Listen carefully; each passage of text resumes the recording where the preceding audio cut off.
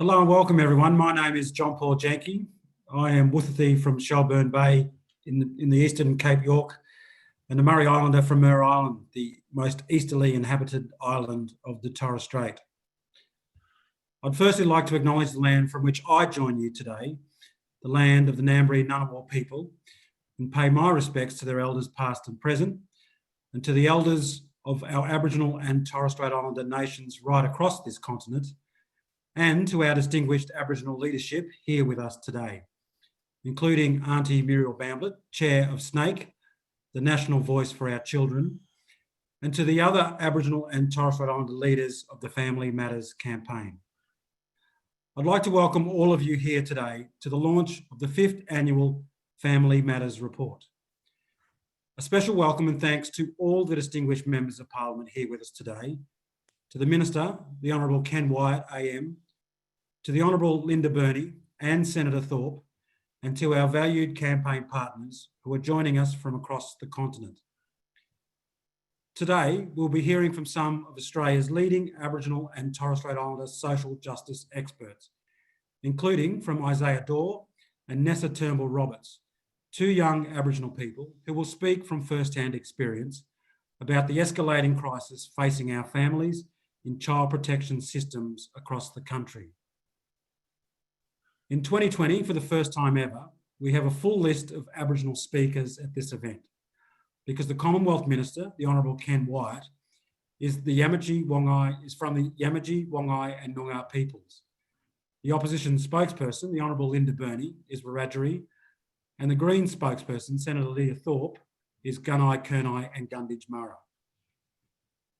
Oh, okay. We are recording this launch and it will be uploaded to the Family Matters and SNAKE YouTube channels later.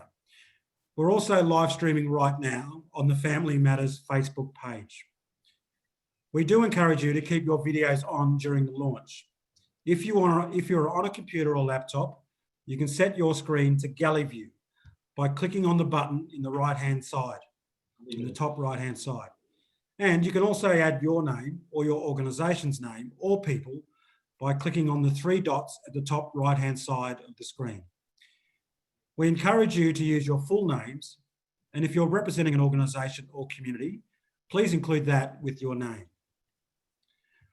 The chat function will only be on for the first quarter of the event, so you can message our tech support people, Zareen and Asfa, if you're having any issues getting settled in.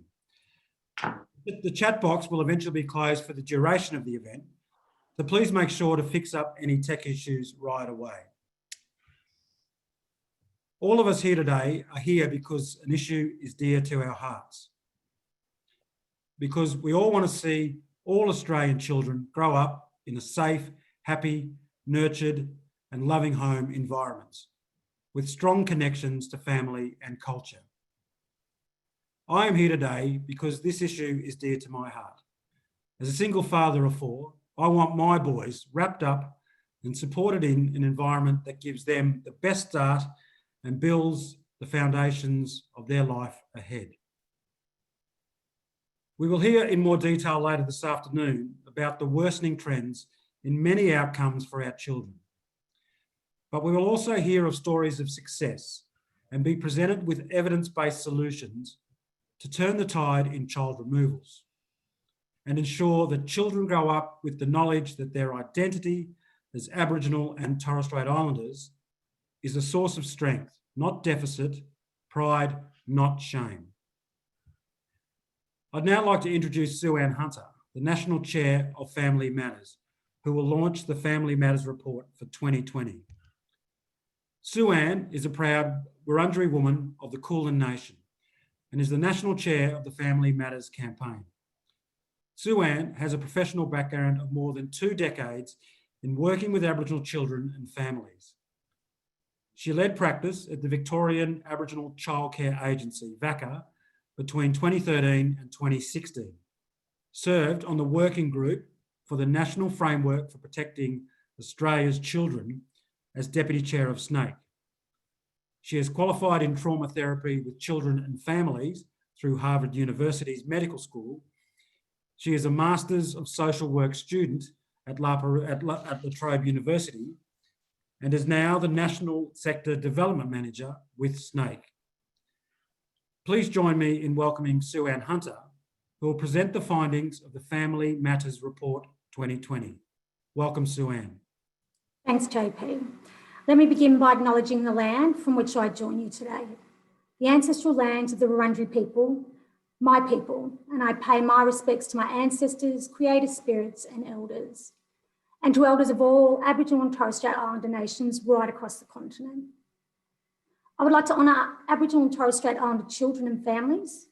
We commit to continue to campaign for your right to be supported and to grow up safe and cared for in family, community and culture.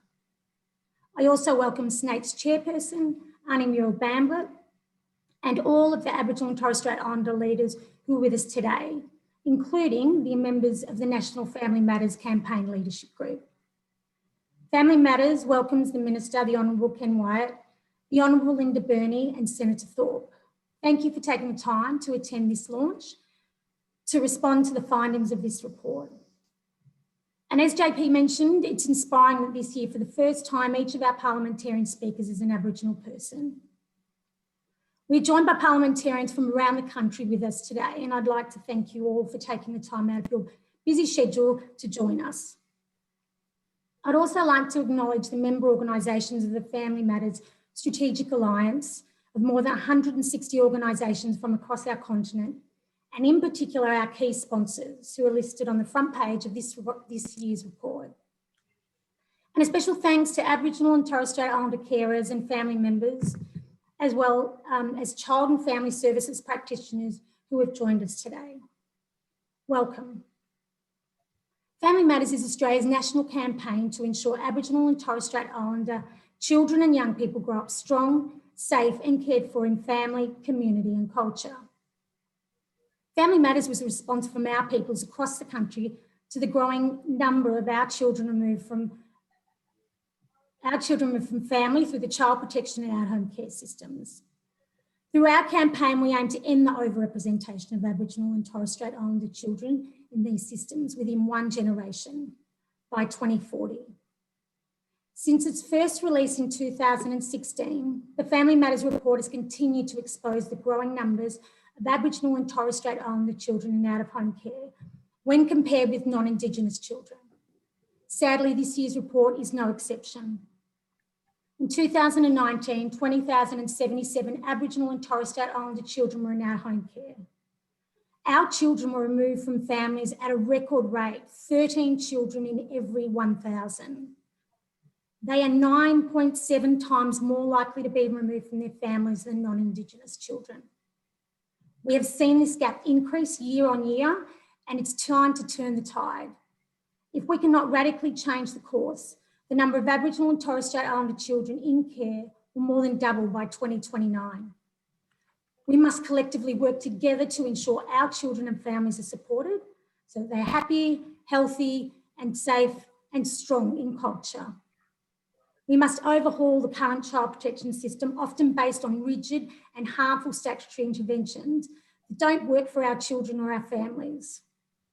The new National Agreement on Closing the Gap commits to reducing the overrepresentation of our children in out-of-home care by 45% by 2031. By supporting our families to stay together and reducing the rate of entry to care for our children by just 5% each year, our modelling shows that we can reach that goal.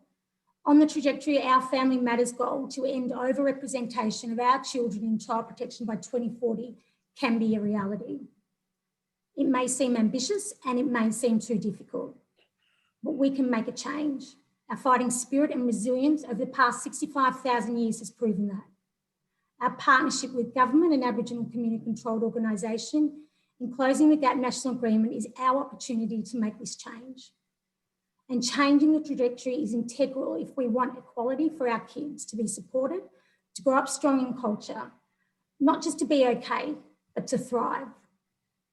For our children, being disconnected from family and community means a loss of cultural connection and the loss of their human right to their cultural inheritance. As the report reveals, once our children have entered the protection system, their chances of returning to family are really low.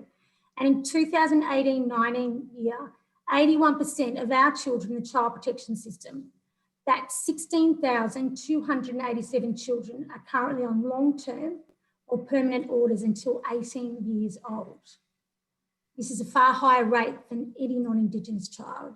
And in the past year, there has also been a concerning trend in some jurisdictions towards permanent care and adoption of our children, particularly with non-Aboriginal carers. In fact, over the past year, 95% of adoptions of our children have been to non-Indigenous carers. For government, this permanency may remove the child from statutory protection of the state, and it may remove them from responsibility.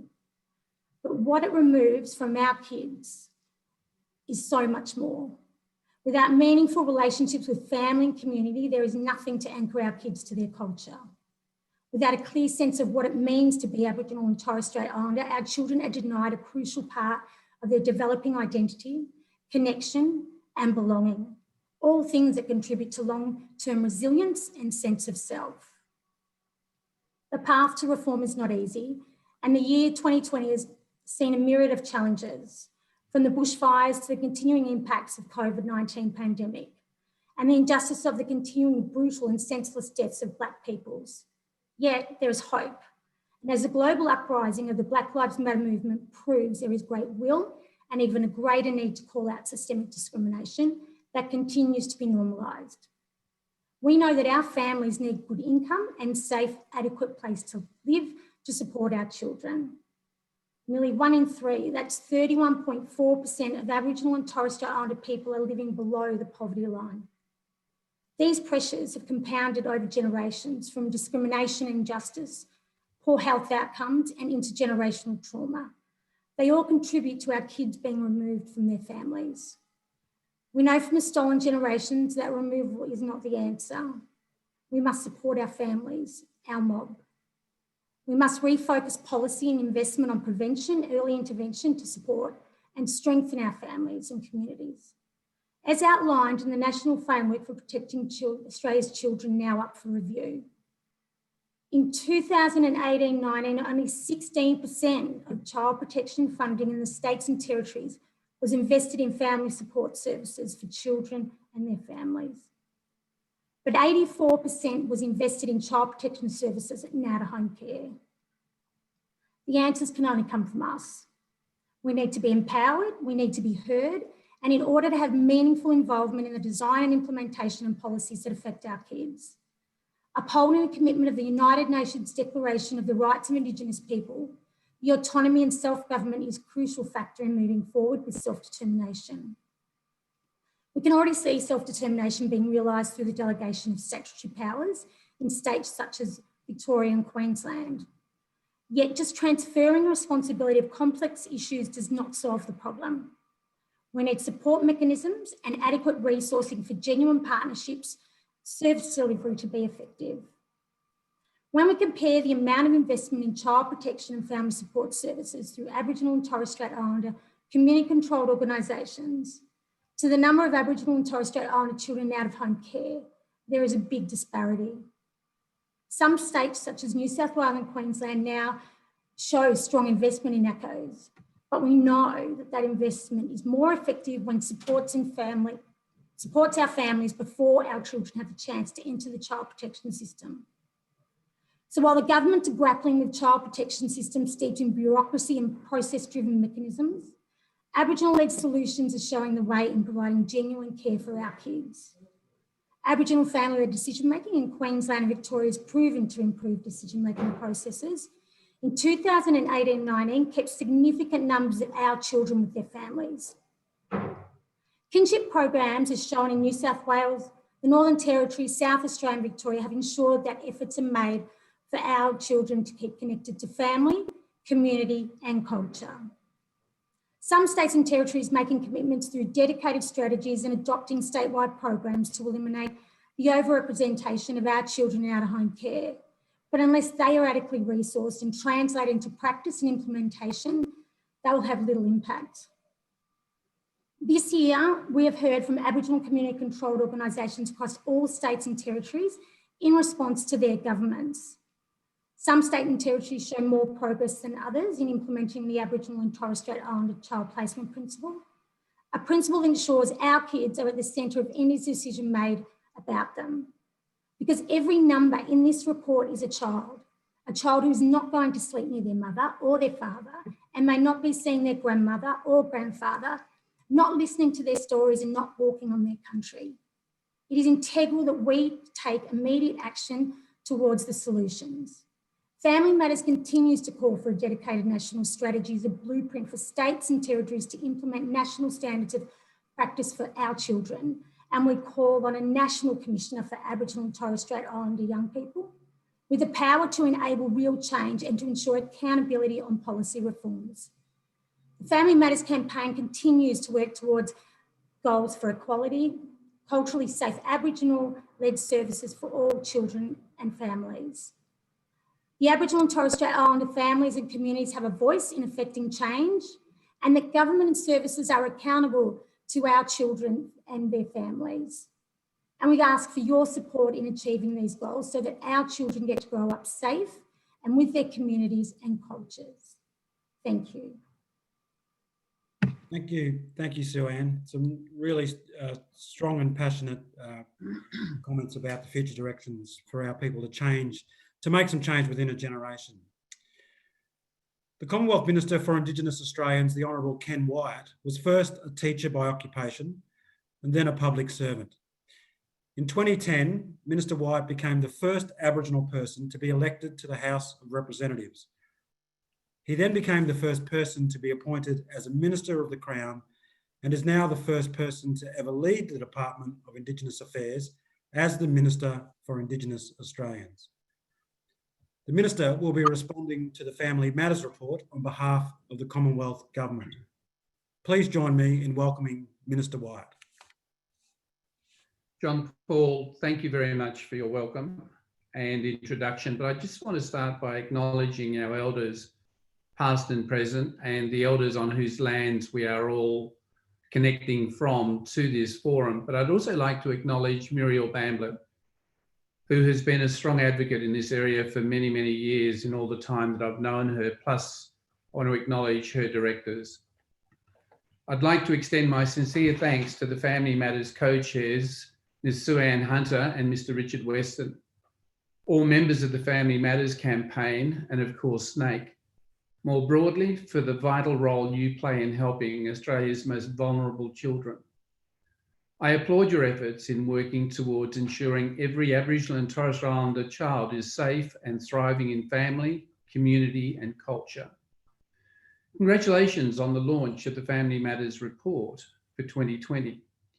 I'm very pleased to join my ministerial colleague, the Assistant Minister for Children and Families, the Honourable Michelle Landry, and my parliamentary colleagues, the Honourable Linda Burney and Senator Lydia Thorpe, today in addressing you. It's great to be with you all virtually this afternoon. The Commonwealth is committed to working with all jurisdictions and with Indigenous Australians to ensure the underlying factors that impact on the safety and well-being of children and young people are addressed. With matters such as these, it is important that governments remember the importance of working respectfully with elders, families and communities to find solutions that are best for Aboriginal and Torres Strait Islander children.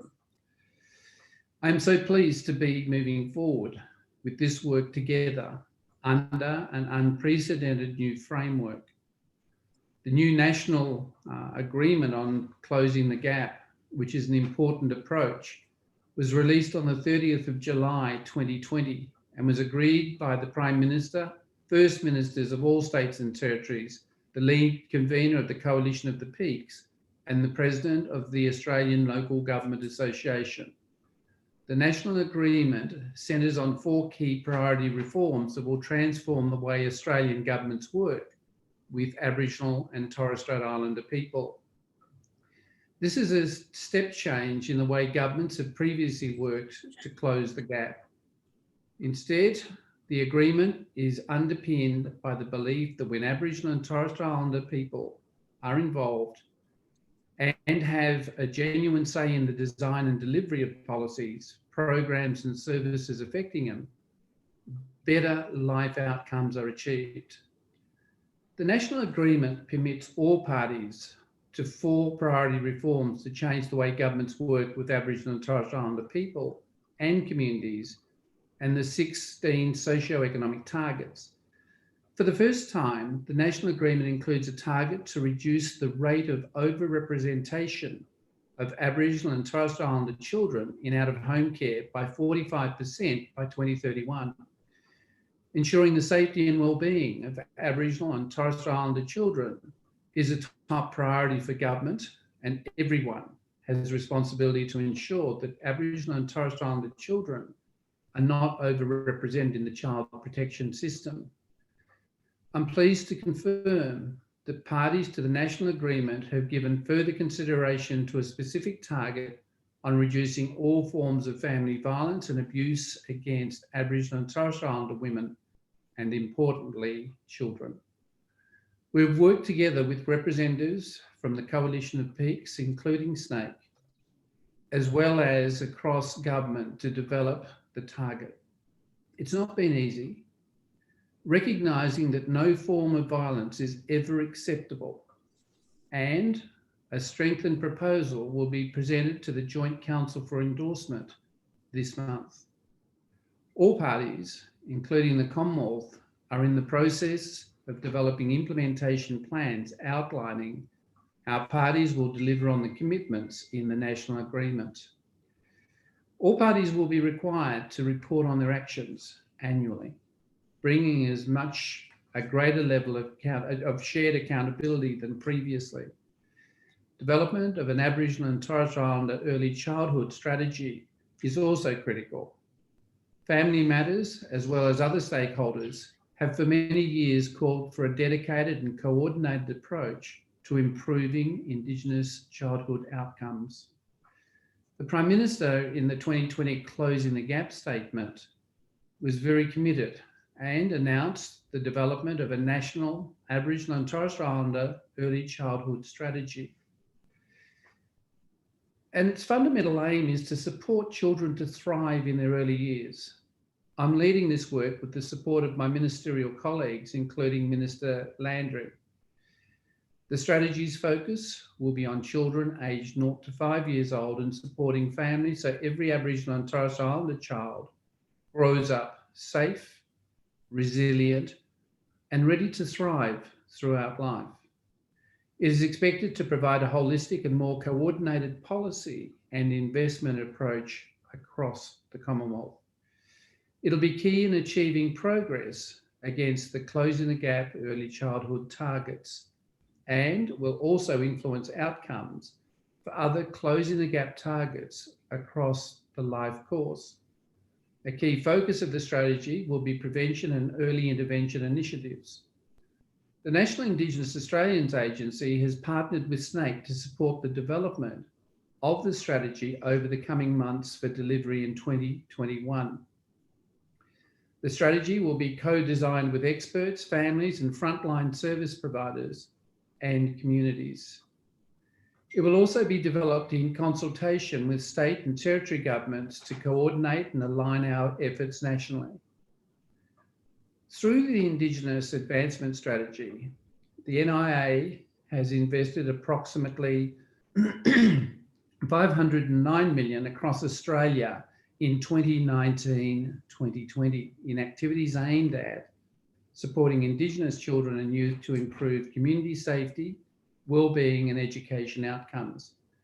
This investment indirectly reduces the risk of Aboriginal and Torres Strait Islander young people coming into contact with child safety agencies by addressing the underlying risk factors such as mental health issues, family violence and substance misuse, as well as specific funding for families and parenting support.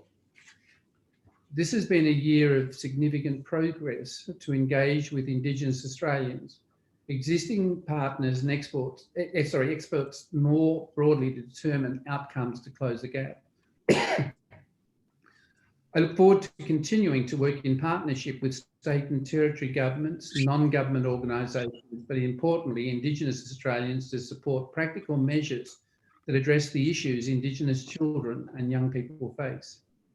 Thank you again for the invitation to join you today for the significant work of this campaign and for the dedication to Australia's most vulnerable children that is evident every year in the Family Matters report. I have been provided with the report and am currently reading through to identify those matters that are absolutely critical that we have to turn our attention and focus to. But congratulations to all of you who've been involved, and I thank you for what you've achieved. Thank you, Minister Wyatt, for your words there.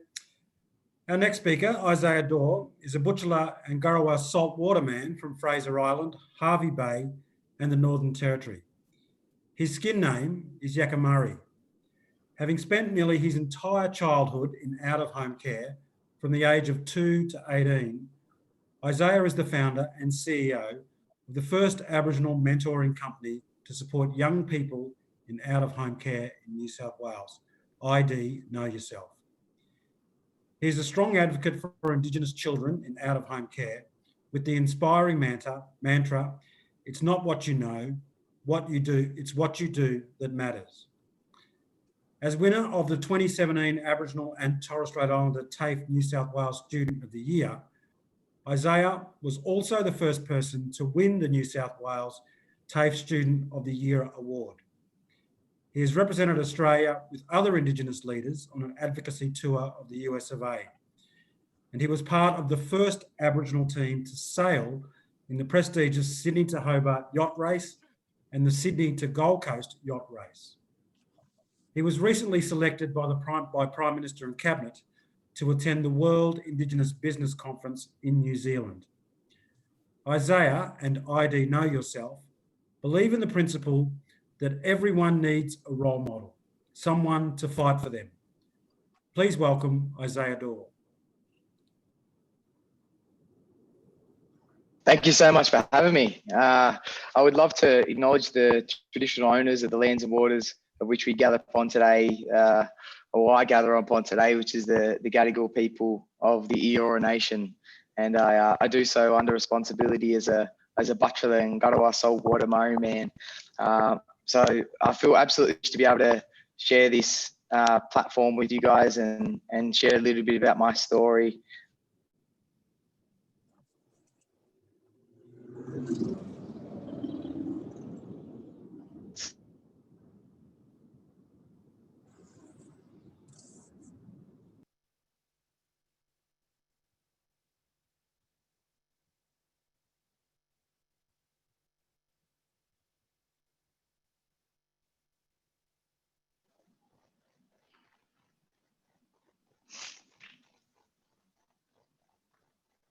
Hey, Isaiah, you just dropped out there for a minute. You're right to keep on going, brother. Oh, sorry. It's the internet. Yeah, I'm really privileged to be able to come on here and share a little bit about our story and you know, where I come from. As you said, you know, I grew up in out-of-home care myself, and I grew up from, you know, the age of 2 months old until I was 18 years old. And I jumped through multiple different amounts of foster homes, and I was, you know, taken from my cultural identity. I was taken from my sense of worth, and instead I was instilled with abuse, pain, and suffering every single day. I saw my life through a lens. You know, I had tunnel vision, and my tunnel vision was to survive. I just wanted to survive out of home care. I didn't even think about, you know, becoming a successful, you know, young Aboriginal boy. I was thinking about, well, how am I going to get through every single day? Because, you know, when I got home from school, I would have foster carers who come inches away from my face and they'd say, Isaiah, you're a nobody. That's why you're in foster care, is because your family abandoned you. And so for me, I was worried about going home every single night. I was worried about, you know, if I'm going to wake up tomorrow. And I constantly wanted to find out who my mob was and you know, where I was from. I wanted to find my true sense of belonging in my life. But unfortunately, you know, in care, I can say that I never had that until I was out of home care, out of foster care. And then that's when I eventually met my family. And you know, I realized that I was part of one of the biggest Aboriginal families in Australia, you know, in Queensland, sorry, in Queensland. And so, you know, as a kid who never met any of his family whilst he's in out-of-home care, to then find out he was part of this big mob, this big family who actually kept culture alive and well and strong for when I returned home. That's actually what my uncle Fred Leone said. He said, even though you didn't grow up with culture, nephew, we kept it alive for when you returned home. And he said to me, if you take care of culture, culture will take care of you. I didn't know what he meant back then, when I was 22. I'm 26 now. When I went back there, he told me that, and that kind of pushed me back a bit. And I was like, I don't know what he means, but I want to find out. And I can successfully say that I've found out what he meant. And I, in the work that I do today at ID Know Yourself, where we support Aboriginal children in out of home care and juvenile justice, it can, at times it can be quite challenging. And so, I'm a massive believer of that. If you're not your best, you can't give your best. And so, when he said, take care of culture, culture take care of you, he gave me a didge, and I play the didge, and that calms my body, the mind and spirit. And I also paint, forms of meditation. So, it's definitely helped me connecting back with my family. I'm a really big family man. I talk to my family all the time. But as a kid, I didn't really know the worth of that because I was taken from it. You can't necessarily put a value on something that you never have had. So I'm a massive family man, and now I'm learning a lot from my uncle and trying to give back to this next generation. And so that's what we do here at ID. Our whole purpose is to break the intergenerational trauma and disadvantage for Aboriginal children in out of home care, and that's by establishing belonging, discovering purpose, and empowering positive choices. And our aim is to support nationally the Aboriginal children in out of home care. I want to make sure that my story isn't the same story for every other young kid that goes in out of home care.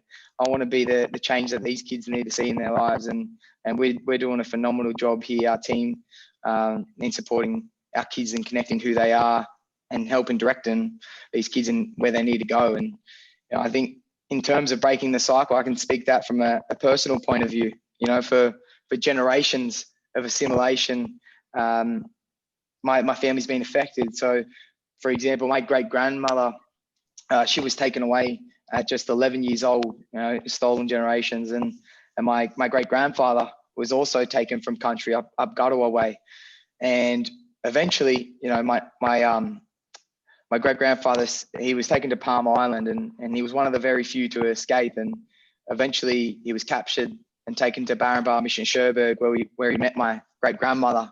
And eventually, they had children of their own, and then they were taken into girls and boys dormitories. And then my nans had my mum and my uncles and aunties, and then they were taken into foster care. And then my mum had us siblings, and we were all taken into foster care, all my siblings were. And even my younger brother, when we were in care, he was taken as well. So, for 4 generations, you see this impact. People say it's happened a long time ago, get over it. But I'm telling you, it's happening right now. And we can see it's happening right now. With the expectation that, the amount of kids who are going into out of home care are going to actually double by 2029. So, for 4 generations, it's been impacting my family's life. But I can positively say that this is the generation that stops. It stops with me, and it stops with every other young kid that ID Know Yourself works with and supports. We're going to be the cycle we're going to break that cycle because we need to see that. And I'm really happy that the Close the Gap readjustments around focusing on supporting and preventing and also breaking down that cycle with us, because we need to do it. If we talk about the most disadvantaged kids in this country, we're talking about Aboriginal children in out of home care, and we need to change that mindset. We need to change those stereotypes and the things that are happening within our community, because our future needs it. Our future desperately needs it. And there's many things that can happen, but definitely a strategic plan around the focus going forward collectively. Every state and territory being on the same vision board and tackling it. But I think the best way to help support our people is to basically, we've got the tools. Sometimes we just need allies and people to walk with us in enabling us to get to where we need to go, as we only represent a small population in Australia. But I'm very optimistic. I'm an optimistic person that we can be that change, and there needs to be proper funding as well. ID Know Yourself, for example, we're not even properly funded, for the next year we are, but we're talking about breaking the cycle here. That's just not a 1 year thing. We need to have that intergenerational sustainability and financial support so we can. And I've put my hand up, and there's so many other organisations that have put their hand up to take control of this and support our kids and their families. But we just need people in the government as well to back this, back us in our corner. All right, well, Isaiah, thank you so much for sharing your story with us, but also some really inspiring and powerful words. And I'm actually really inspired to hear someone so young really have big dreams for the future, but also have dreams that take a lot of us along for the journey and as you say, change the lives of future generations. And it has to stop, and it's great to see that you're committed to making it stop. So thank you very much for sharing your story with us today. The Honourable Michelle Landry is the Assistant Minister for Children and Families in the Morrison Government. We are honoured that Minister Landry, who is currently on the road in the Northern Territory, has been able to provide this video to accept the report on the Family Matters 2020. Good afternoon. I'm Michelle Landry, and as the Federal Assistant Minister for Children and Families, it's wonderful to have this opportunity to speak to you today. To begin, I would like to acknowledge the traditional owners of the lands in which we are meeting and pay my respects to their elders past and present. Today, of course, is a very important occasion, and I'm pleased to be a part of the launch of SNAIC's Family Matters Report for 2020. On behalf of the Morrison Government, I would like to commend SNAIC for their ongoing leadership over the past 40 years in providing an effective voice for Aboriginal and Torres Strait Islander children. Out-of-home care is the focus of this year's Family Matters Report, and the message is clear. We urgently need to turn the tide on the overrepresentation of Indigenous kids in out-of-home care. The report is emphatic in pointing out that if we are to make progress, we need to empower the voices of Indigenous people. SNAIC's convincing argument is that major change to systems, to policy and to practice will only be secured when Indigenous leaders, their families and communities are able to participate and have control over decisions that affect their lives and their people. And it's this approach that is built into the new National Closing the Gap agreement that was announced in July by the Prime Minister and Minister Ken Wyatt. Of immense importance was that for the first time, Closing the Gap measures were negotiated directly with Aboriginal and Torres Strait Islander peoples themselves. As you are all aware, this new agreement requires all parties to work in close partnership with Indigenous Australians in all aspects of policy development, program and service delivery. As the Prime Minister said, this new effort to close the gap is built on mutual trust, dignity and respect, with shared responsibility and shared accountability.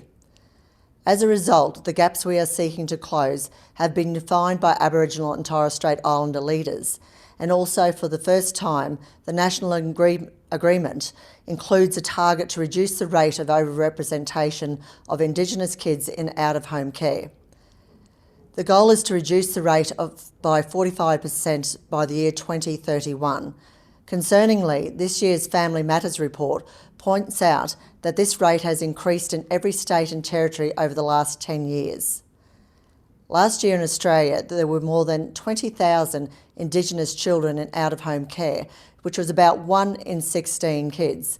And unfortunately, they are almost 10 times more likely than non-Indigenous children to be in out-of-home care. These are, by any measure, extremely distressing figures.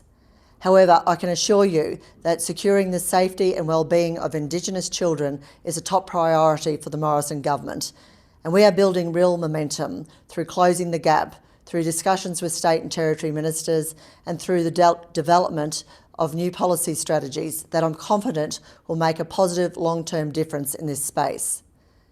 Community service ministers across the nation have strongly endorsed the importance of aligning the new Closing the Gap targets with the next children's strategy that we are developing together, which will replace the national framework for protecting Australia's children. And I'm pleased to advise that ministers have agreed that addressing the high rates of Indigenous kids in the child protection system will be a major focus under this next strategy. Ministers have also agreed that co-design with Indigenous communities will underpin the development of the new plan, and we will listen, we will engage, and we will consult extensively as part of this process. As a founding member of the National Coalition on Child Safety and Wellbeing, SNAIC will remain a valued partner of our government as we work together to improve outcomes for Indigenous kids and young people. Recently, the government was pleased to fund SNAIC to deliver a range of projects under the 4th Action Plan of the National Framework. This includes work to strengthen compliance with the Aboriginal and Torres Strait Islander Child Placement Principle, which SNAIC has been a long-standing advocate for. It recognises, of course, the importance of family, cultural and community connections for the identity and well-being of Indigenous children who have contact with the child protection system. This is important because we need to find ways to strengthen these ties and to strengthen families so that children can grow up in safe, healthy, happy homes and not cut off from their culture. And early intervention and prevention remain absolutely critical to achieving this.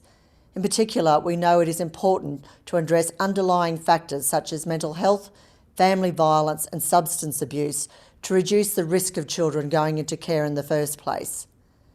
And I am pleased to note that the government has provided funding to SNAIC to publish best practice examples of early intervention and prevention initiatives for Aboriginal and Torres Strait Islander families that have worked well.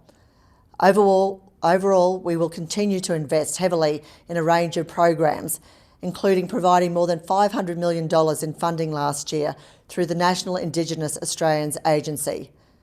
As Minister Wyatt said, he is leading the development of early childhood strategy for Indigenous kids that will provide a coordinated policy approach, an approach that SNAIC has been calling for over many years. Social Services Minister Anne Ruston, Education Minister Dan Teenan and myself will support him on this important piece of work in conjunction with ensuring that Indigenous voices are at the forefront of shaping this strategy. So on behalf of the Morrison Government, thank you everyone for participating in today's event and for your ongoing dedication to children and their families. I'm very much looking forward to continuing to work with SNAIC in the interest of achieving the goals set out in this year's Family Matters report. Thanks again and all the best.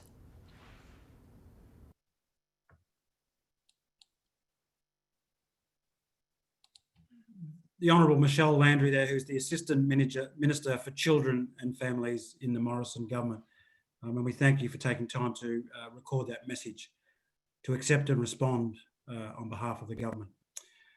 The Shadow Minister for Families and Social Services and Shadow Minister for Indigenous Australians, the Honourable Linda Burney, is a member of the Wiradjuri Nation. Linda was the first Aboriginal person to be elected in the New South Wales Parliament and the first Aboriginal woman to serve in the Australian House of Representatives. Her commitment to Indigenous issues spans more than 30 years. She is here today to accept and respond to the Family Matters report on behalf of the Australian Labor Party. Please welcome the Honourable Linda Burney, MP. Oh, thank you, John Paul, for that introduction. I too recognise country. I'm sitting in Badigal country here in downtown Cogra, and I've had a very busy day out at Turnbull in the Aids Campbelltown area, where I actually met with some amazing women at the Thurrow Medical Service that are doing some really important early intervention to keep kids out of care. Muriel, to you, an enormous hello and thank you. And to Suanne, I've been listening to you on the radio, Suanne, and you've been fantastic. I really enjoyed your conversation with Geraldine Doob this morning. Can I also recognise Richard, whom I know well, and thank you, Isaiah, for your personal testimony and your powerful testimony. Can I also, of course, recognise my parliamentary colleagues, Minister Wyatt and Minister Landry,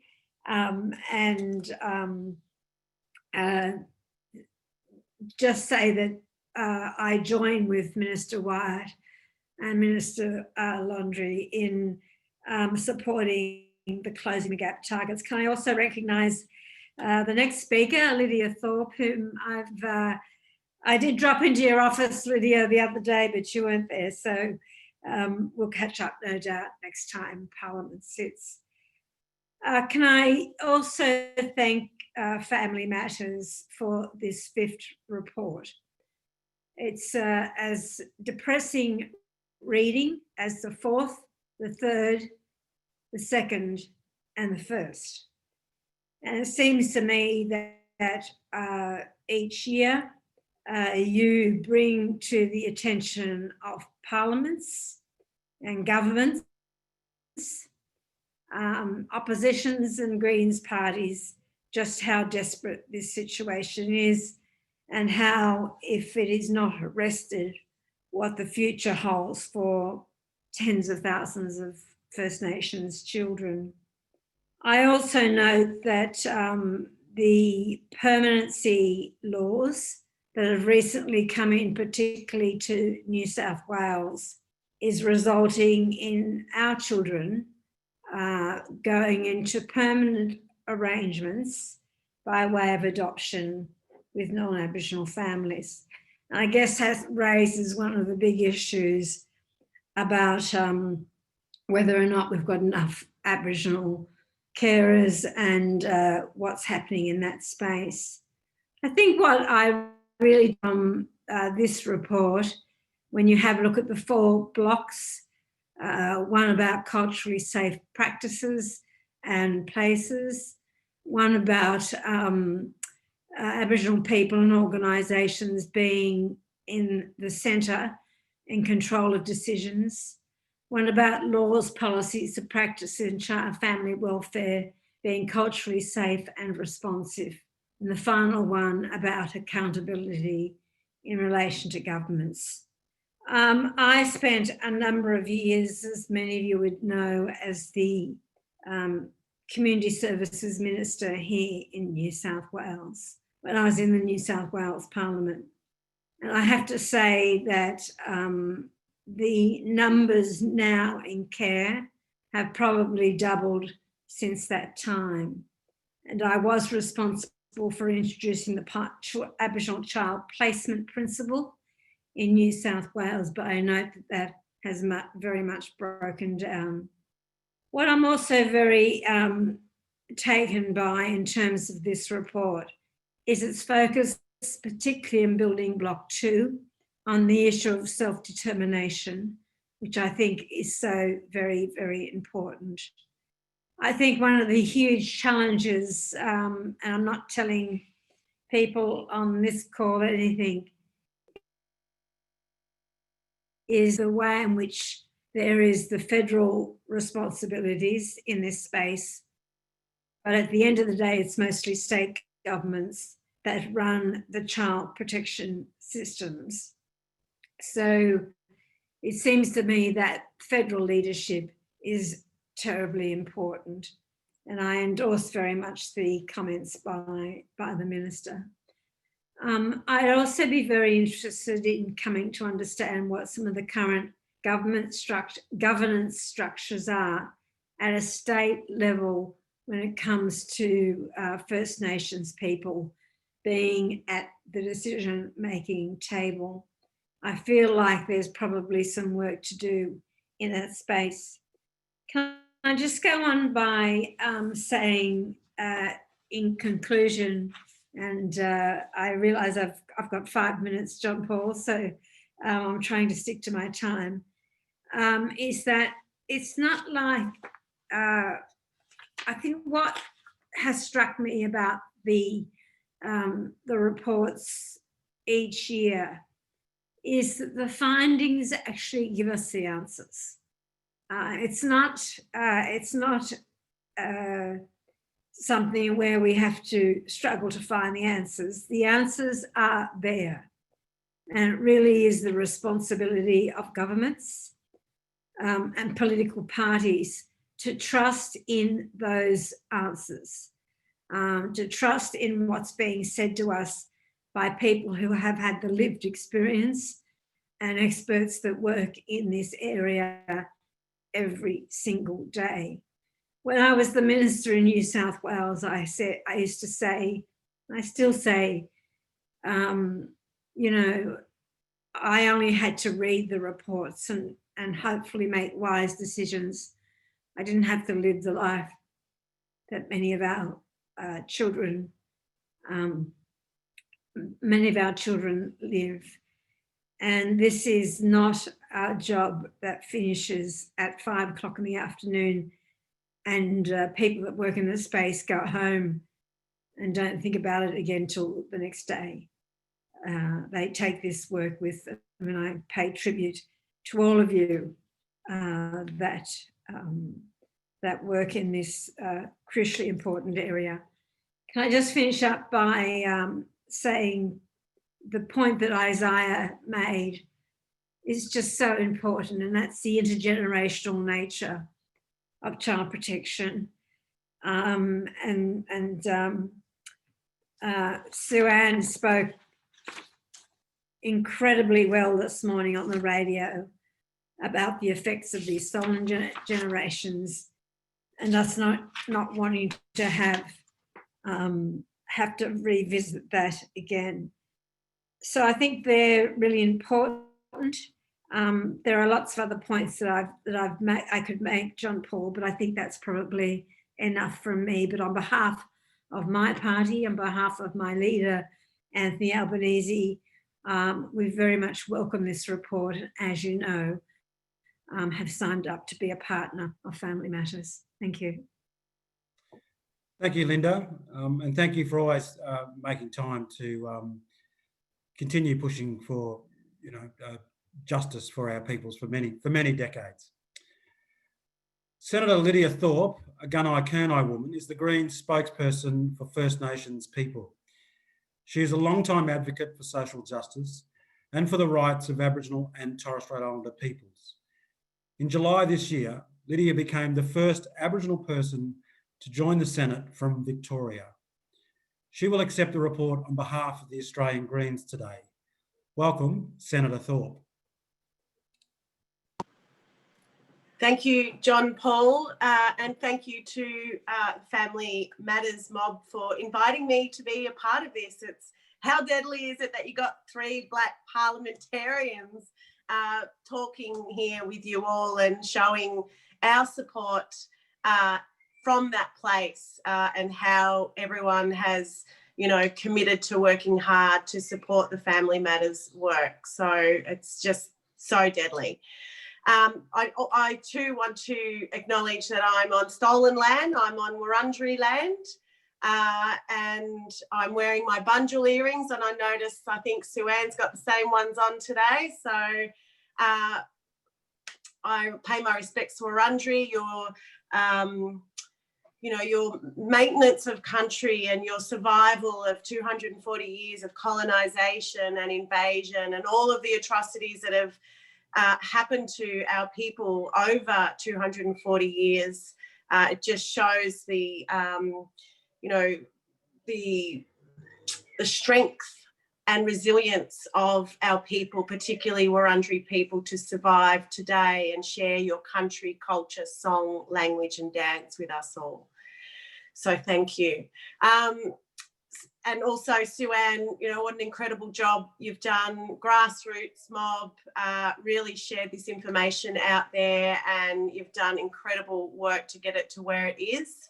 And Isaiah, thank you for sharing your story. It was a deeply moving, deeply personal story. But sadly, it's a story that I'm hearing so often, and this report really highlights that this country has a problem and it needs to do something about its behaviour, and the way they can fix that is change some of these racist laws, right? That's what we're talking about at the end of the day, and that's this systemic racism that continues to happen in this country, and this is certainly part of that. So I'm here to accept the report on behalf of the Australian Greens.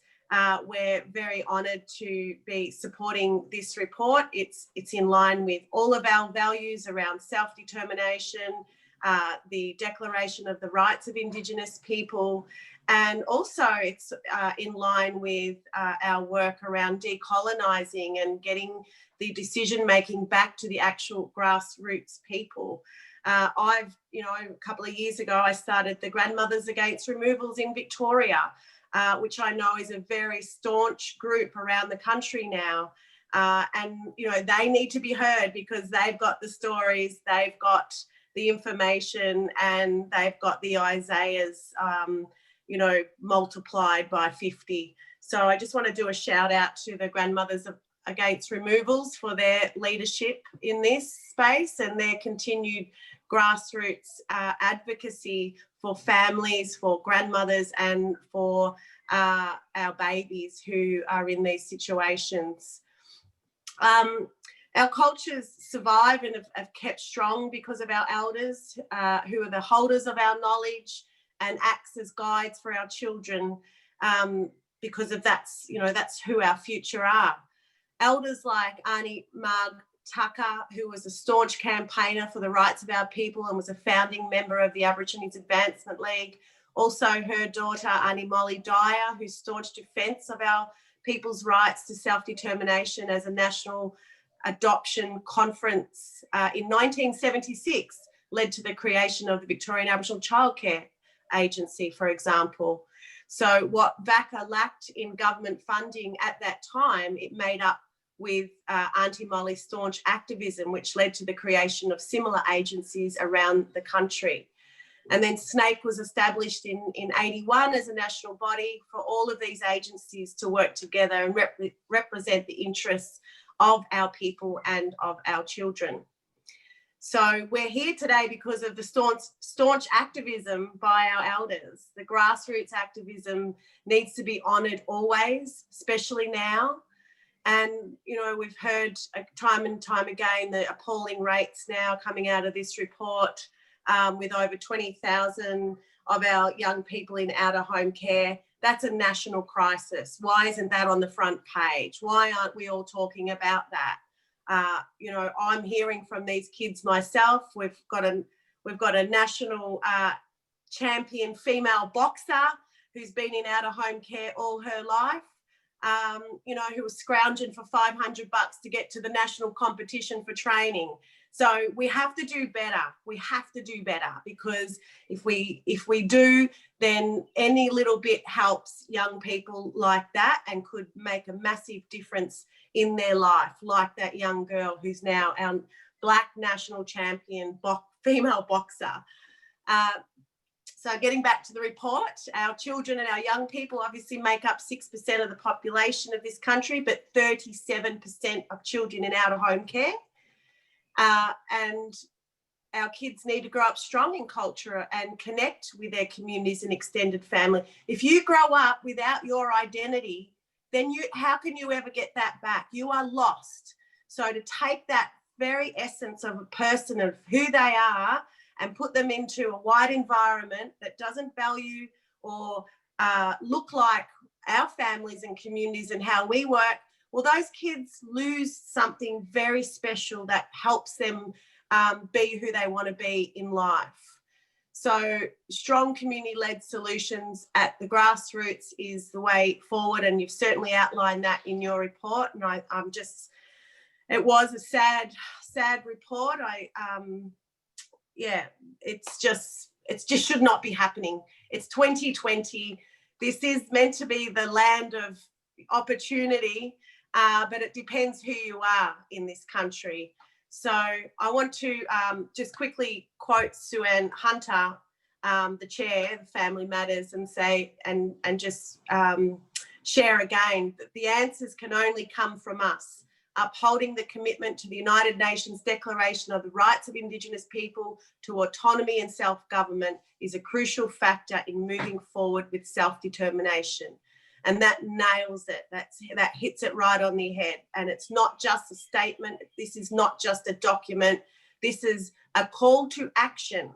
It's what are you going to do about it now that you've read it? And that's how I'm looking at it. And I hold myself accountable to my people, because I don't want to see this destruction of families and communities anymore. And may I just also add that this is also a symptom of invasion and colonisation, just like deaths in custody, just like incarceration rates. This is a symptom. This has all been operated to break down our society, and what better way than to take our children away and lock our men up. So we have to look at it holistically, just as Ken said. If we don't look at it holistically, if you don't have a safe home to go to, you don't have food in your belly, then it's going to be made more difficult to stay together as a family. So we need to look at it holistically. I congratulate everyone involved in the report, and I thank you again for the invitation. Thank you, Senator Thorpe, and totally agree that it's 2020. We just have to do better. Our next speaker, Vanessa Turnbull Roberts, is a proud Bundjalung woman, activist, writer and storyteller. At the age of 11, she was forcibly removed from her family and community and placed in out-of-home care. Her personal experience motivated her to study law and social work due to the injustices and disproportionate impact of the law on her community. In 2019, the Australian Human Rights Commission awarded Vanessa the Young People's Human Rights Medal. She recently completed her honours thesis in social work, for which she received first-class honours, which discusses policies of oppression and the implications of intergenerational trauma for First Nations people. Please welcome Vanessa Turnbull Roberts. Hey everybody, can you guys hear me okay? Yeah, cool. Thanks JP. It's good to see you again, just between a screen, not in person this time. Just before I do begin, I want to acknowledge the traditional custodians of these lands, and I want to pay my respects to our elders, both past, present and future. This was and always will be First Nations lands, and my yarn today, I'm situated on Gamaragal country, a very beautiful country that is keeping me safe right now. But I'm a proud Bundjalung Widjabul woman, growing up on Gadigal country, the home of resistance here in New South Wales, and spent a lot of my life on Bidjigal. Before I do go into a bit of a more spill, please just send me a signal if I go over time, because I can yarn and not stop. So let me know, and I'll break down. Just quickly, I want to acknowledge Senator Lydia Thorpe. I don't know if she knows this, but when I was actually 18, and I ran away from out of home care, because at that age I actually knew I could leave at 18. I actually went to Gundjalung country, so Kulin Nation, and I was with people down there that are literally my family and have taken me in. And we were at the Aboriginal Advancement League, and Lydia came in, and Lydia was late, but when Lydia spoke, the reason she was late was she was actually supporting families and children that are subjected to out of home care. And for me, that's the type of leader and that's the type of person that we need in these positions, and exactly where our politicians need to be. It's about actually acknowledging our children that are in out of home care, and it's about actually acknowledging the bigger fight. And if my leader is late because they're supporting a family and community, that's the leader that has every right, not a privilege, to be there before any person. So I really acknowledge that. I'm 24 now, I'm a bit bigger and I can speak up a bit better. But it just really means a lot to me to be in this space with you. I also want to further acknowledge all the other ministers here in the conversation as well, and the senators here.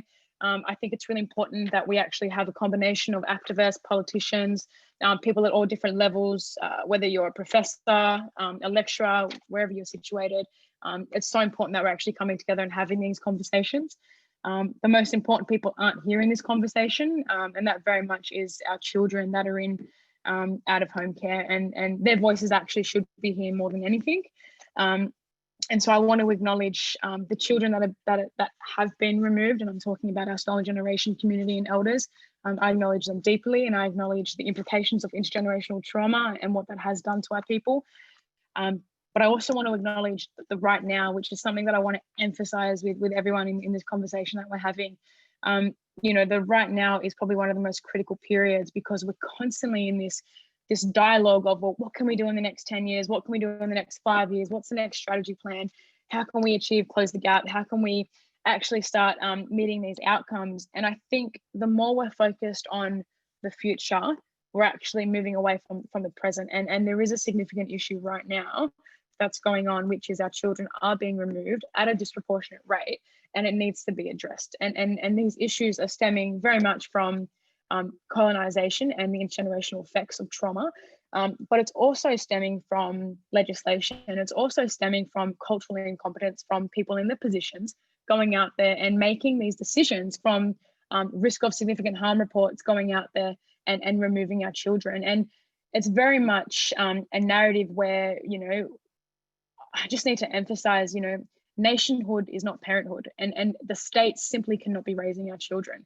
The state cannot be going in there and saying, I am willing to parent this child, because for that child that likely ends up in out-of-home care, and we know this with the data, and we know this with all the information that's out there already, is our children are going from out-of-home care to the criminal justice system, and there is a recidivism rate of re-incarceration that's just constantly happening over and over again. And, you know, there's a high rate of our young children that have been out of home care that are placed on remand. And the reason they're placed on remand is when they do get to court, or if something's happened, or they're known as a runaway child or the too hard basket for the people caring for this child, they do make contact with the criminal justice system. They find themselves in front of a court place, but who don't they find there? They don't find the Department of Communities and Justice standing with them. And that's a common narrative that happens too often. It's happened to me, and it's very much happening to our children today, where our children are going to these courtrooms, there's no representation, and the easiest way for putting a young person or a child at risk is we put them into the criminal justice system, put them in juvie until there is a conviction laid or a not guilty found, because there's simply not enough homes and there's not enough support being provided to that young person. For me, that's very close to home, and it's very close to home because it's a space that I could have ended up in myself. As JP did mention, I was forcibly removed at the age of 10 and a half. And it was the same year that Kevin Rudd did announce his national apology.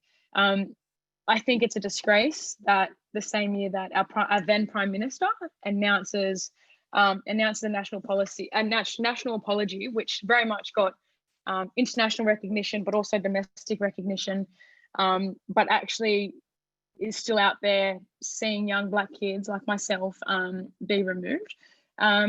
I think that's a national shame on Australia's agenda, and it's something where, you know, when I deeply reflect on my experiences growing up, what was absent in that was the approach in the way the system actually came to support our family. It was very much seen in a deficit, and it was very much racially charged, and it was very much one that saw if you had a mental health issue, you were discriminated against and placed in the too hard basket.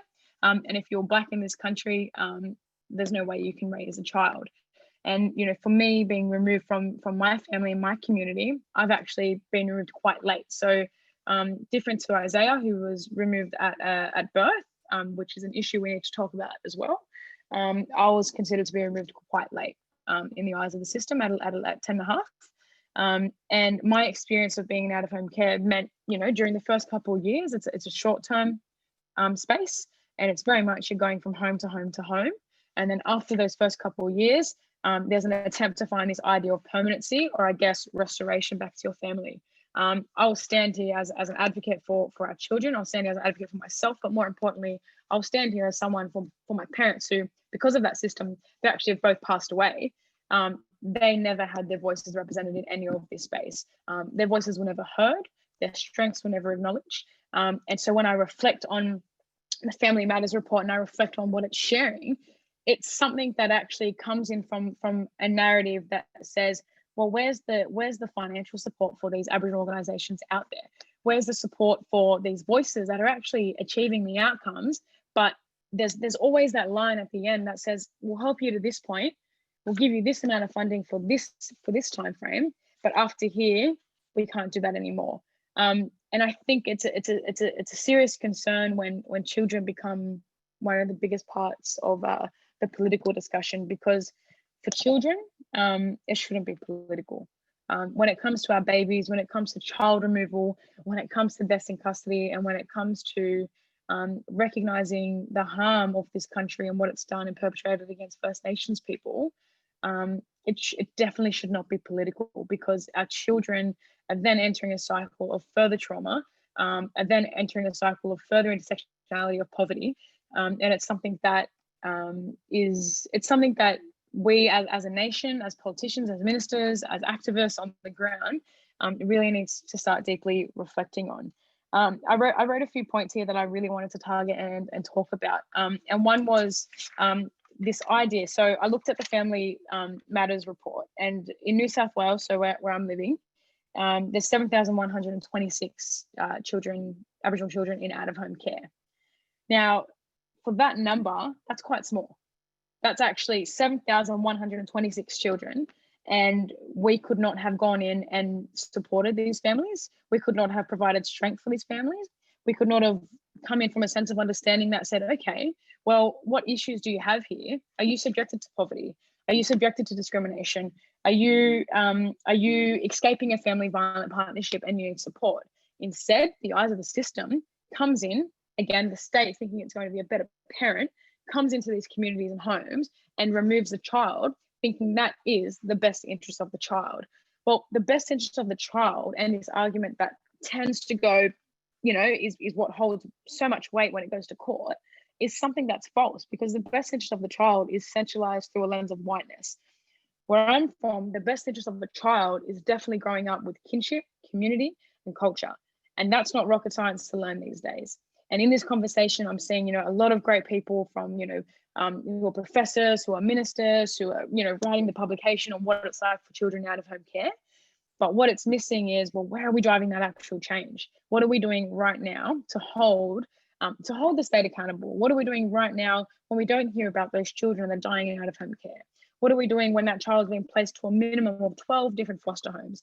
How are we responding to royal commissions, for example, like the Don Dale and Northern Territory Royal Commission? How are we responding to the 7,126 children, which is not actually a high number, which tells me as a government, why aren't we providing more holistic support to these families, that maybe it's not necessarily a priority? And I think with this narrative of close the gap, if we're really serious about closing the gap, we need to move away from it being a theory and more push towards it being an action. And that action is amplified in the voices of incredible organizations out there doing the groundwork. And if you take a moment with these communities and you take a moment to listen to these voices, you will see that these children want to be with mob. They want to be with those familiar aunties, those uncles, or someone who has a connection to their line, versus going to these different homes, going into these white homes, being raised with these white policies and white spaces, which is very harmful to me and to other First Nation sisters and brothers. The next thing that I wanted to have a quick yarn about was in 2018, the amendments to the adoption laws, which pretty much removed parental consent in that process. Now, one thing I noticed in the Family Matters report when I was reading through the key findings was there are 19 Aboriginal children that have already been placed into adoption. Now, those children are now, who knows? These children are in adopted homes, and we won't probably hear from them until 20 or 30 years down the track, when there's another discussion about, oh crap, what are we doing about the implications of adoption on First Nations children? Oh crap, what are we doing about the implications of Indigenous children now who are being adopted? I'm sorry, but as someone who studied social work and about to complete my law degree, the history of social work is actually one of shame. And it's one of shame because social work has played a role in those removals and particularly pushing children through adoption. And what's happening right now with these adoption laws and those 19 children that have been removed is that we're not going to know where they are. So my first call out is looking at these amendments to the adoption laws, what that means for First Nations people, how that disproportionately impacts us by being that 7,126 in the space, and where that means our children are going to end up. Very much, I had a friend of mine who literally just had a baby a month or so ago now. Before she even had the baby, this is a Black mother, before she even had the baby, about to go into labour, she had the department present at the hospital. Now, this narrative isn't new because it's the same thing that they did to my mother. As soon as I was born, a caseworker was present at my hospital whilst my dad was standing there. There was profiling of my father, there was profiling of my mother, and just like 1 month ago, there was profiling of this Black mother who had just given birth to a beautiful, beautiful bub. And my concern is with these adoption laws and these children that are being born, in the eyes of the system, and in the eyes of a system that doesn't necessarily understand what it's like for First Nations children going through these spaces, is that those babies are actually going to be pushed under those adoption laws, and they probably won't even know who their cultural identity is, their kinship is, or where they belong. So, you know, for me, when I read the Family Matters report, you know, I want to feel hope. I want to be optimistic for the future. But I find that really difficult when we're in a time right now where there are children that need to be supported holistically. And I'm talking holistically with trauma-informed care, families being supported with strength-based approach coming in, state-of-the-art, you know, housing accommodation. If there's a concern, don't foster the child, actually look at fostering a family. And I say that, you know, meaning different things, but if you support that family and you support that unit as a whole, and you start addressing those issues of intergenerational trauma, which has been passed down, that's when we'll start seeing serious change. And I'm a really strong advocate for that, and I'm a really strong advocate for our children that need to be heard, because enough is enough. And you know, I have a dear friend of mine, and I think he's actually in this chat right now, watching or listening. And he said to me that there's a time in life when you're going through something, and there's a system that's just been hurting a group of people constantly. And then there's a time where it can hurt so many people and so many children, but then there's children that intergenerational resilience comes up and that fight comes back. For me, I feel very much blessed to be able to not have suicided, to not be incarcerated, but there's a duty, and there's a duty to make sure whilst I'm free, that other children are free as well. And I know Lydia stands for that. I know Alex stands for that. I know Suanne. I know everybody in this conversation. There's a reason why you tuned in on this yarn. And I know you all stand for that too. And I say it's time we really combat our minds, we really think about what we're doing, and we strategically drive this change. And if we're serious about closing the gap, and if we're serious about, you know, actually putting the money where our mouth is, well, let's actually be really serious about what early intervention, what prevention means, and how we support families holistically. You take one child, you take all of us. So, you know, it's time for us that we give back the best way that we can. And that's by listening deeper, but actioning harder, and actioning harder on the right side of love and justice. And real love is real justice. And it's, our children deserve to be heard more than anything. So I really thank you for your time. I thank you for giving me this space to be able to share a bit of my story and a bit of my experiences. And I will open up the floor for any yarns if anyone wants to have a conversation. But yeah, I just really appreciate your time. Thanks, JP. Vanessa, thank you so much. And always a pleasure hearing you talk and sharing your story and your hopes for the future. I'd now like to move back over to Suanne Hunter, again, for some closing remarks about the Family Matters campaign. I just want to thank Vanessa and Isaiah, and their voices need to be heard in this conversation, and we need to take on board the lived experience. So I want to thank them both, because sometimes it's hard to get up and tell your story and to people you don't know, and hope that they can make the change that you want to see. So thank you to both of them. There's some people online that we really need to acknowledge: the Honourable Rachel Sanderson, the South Australian Minister for Child Protection, Commissioner Anne Hollands, our new Federal Children's Commissioner, Commissioner April Laurie, the South Australian Aboriginal Children's Commissioner, and Commissioner Natalie Lewis from the Queensland Child Commission. So I just wanted to mention those people that have come online and listened to the conversation. I want to, on behalf of our Family Matters National Leadership Group, I'd like to thank each and every one of you for joining us today to hear about how we can ensure our children grow up strong in their families, communities and cultures. And we can sit here and say all the words we like, but we need to put this into action. So if you'd like to support our campaign, please go to our website at familymatters.org.au. And if you click on the join button, you'll find a link to sign on to our Family Matters Statement of Commitment to join our campaign. I just got to say hi, Arnie Di, and thank you for coming, because if I don't, she'll ground me later, and I'm just throwing that out there, sorry.